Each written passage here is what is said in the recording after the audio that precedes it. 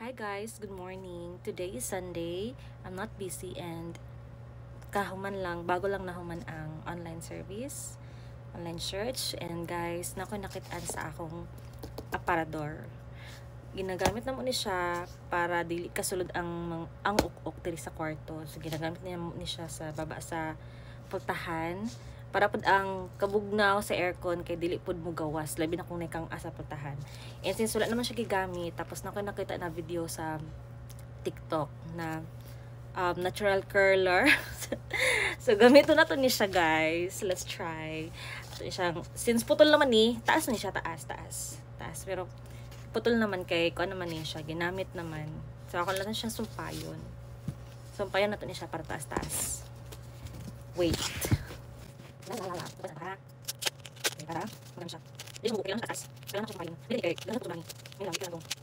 Kailangan ko no? Kay, magamit ni, pero tayo magamit siya, extra ni siya. Naisip na ako kasi soon, someday, magamit na ako ni siya. And now is the time na magamit na ako ni. So, ayan. Nasumpay na. Tadadan! Ingani na siya perma. First ako ni siyang buhaton, guys. So, I don't know if mag-work ni siya. I think mag-work man siya, pero tanong if perfect ba. So, ano daw siya? Ay.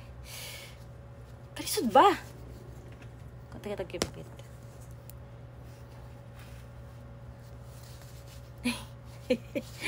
Giatay. Wait. Tumaga na to. Ana. Sige, go. Fights na. Sintay na to siya. Sige, ginagmay lang. Sige, ginagmay. If mag-work ni siya, guys, inganiyon lang nako akong buhok sa umabot tay nga kasal sa akong igagaw. Kay para dili na ko magsigig iron. Curler iron, guys. Kay luoy kayo akong hair. Kay last year man good. After na ko siya, like guys, since October, guys, kay sige na ko attend og kasal hantod naman ang 2024. And then luoy kayo akong hair. Kay sige ra siya og ginakulot siya perminti. So luoy siya. And then mo to nagpariband ko like mga December. Last week sa December nagpariband ko. And guess what? Tungod kay nakaapilan nga kasal. Gikulot siya, guys. Gikan nga giriban, gikulot siya. Nya wala ko mahimo zay kay kailangan daw ingato ang buhok namo. Sige nya. Di ko makabuot kay. Pero gusto lang ako lang siyang gipakulot sa baba lang para dili kay ma-damage ang ako ang hair. Pero nakita na ko nung gwapo siya pagkariban, so somehow naka-recover po ako ang hair after pila ka days nga siya. Wala man siya noon pa nag-split ends. Pero mo na nagapangita ko waist karon nga dili ka siya mabugbog sa curly iron. And then maybe just maybe mag-work ni siya. Just maybe mauna ni siya ang way. Actually naman kay mga natural curler na dira sa gamit, pero gagmatoy manggod kaayo pagkato kong gamiton kay gagmay kay ang kulot niya. Dili ko ganahan gagmay kayo ang kulot, guys, kay dili siya natural looking. Gusto ko natural looking manggod. So kani kay medyo dako man ni siya, basin di ay kani kay okay na, di ba? Kani siya video lang ni ha, di ko magbutag yellow basket. Kay di ko kay yellow basket pod kay yellow basket kay kuan man akong account. Ang daan man akong account kay nga ko ang original na account kay na-ban siya, guys, kasi stricto kaayo si TikTok.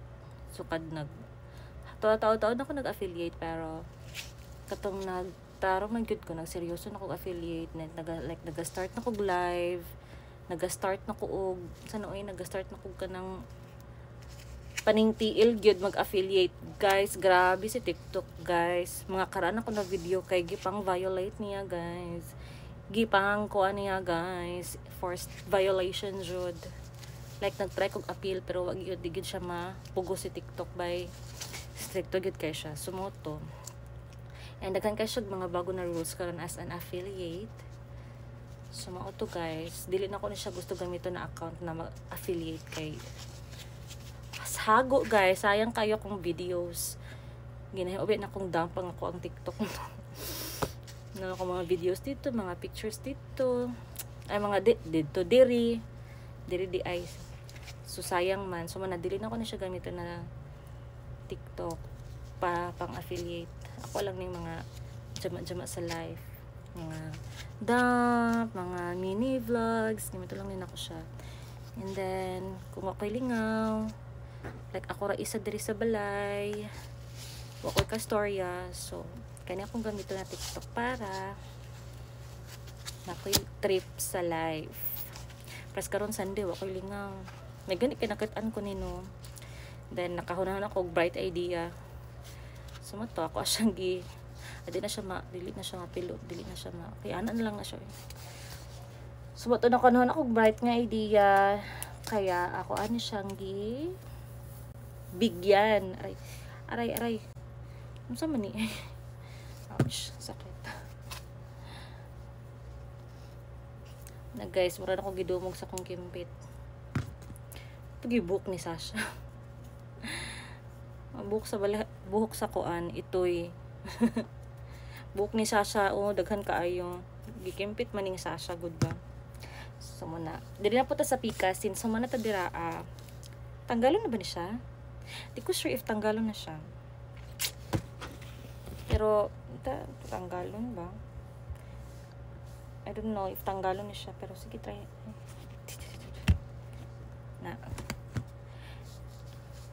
Tanggalon? Ay! Na, bahog tik-tik. Ay, uy, nasira. Ay, giatay. Pikas na sad, pikas. Kasi nanaon lang gyapon. Same lang gyapon sa gibuhat diri sa pikas. Ganun pa rin ang buhaton. Pangit. Kalain na ni uy. Sige, pasaylo lang na tatong sarili guys. Dili perfect since first pamano. Panaanad akong kamot and dili patahawd ani. So it's okay. Katul kong ilong ay na sige kiss akong picture. Ay dapat wala siya gitanggal. Dapat wala siya gitanggal kani. Dapat wala siya gitanggal kay para dili siya mag-move. Ana ra na siya dapat. Sige, ana ay dapat dili siya tanggalon di ay. Kay if tanggalon nimo siya, luag siya. Mas maglisod ka. Ana. Tama na ba? Tama magawin akong ginabuhat. Pataka naman nagtuyok-tuyok. Uy. Feel na ko kay mali akong ginabuhat pero bahala na. Patayon na lang nato. And then pagkaman ani, if mag-work ni siya, mo effect ang kulot. Ato na siyang push. Sa kasal sa ko'y gagaw. Hi. And then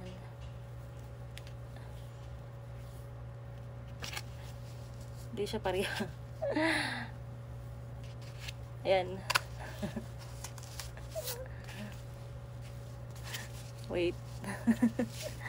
Ay. Ayan. Dili pantay. Tas, pareha lang gihapon. Ara man tong kimpit. Dapat siya kimpitan sa pikas. Oh my God, asa naman tong kimpit.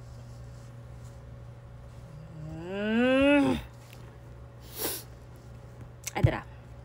Natabunan. Tabunan sa live. Ana. Tiniana na po siya. Nagkaluwi sa kong kimpit. Uy. Nakuha naman eh.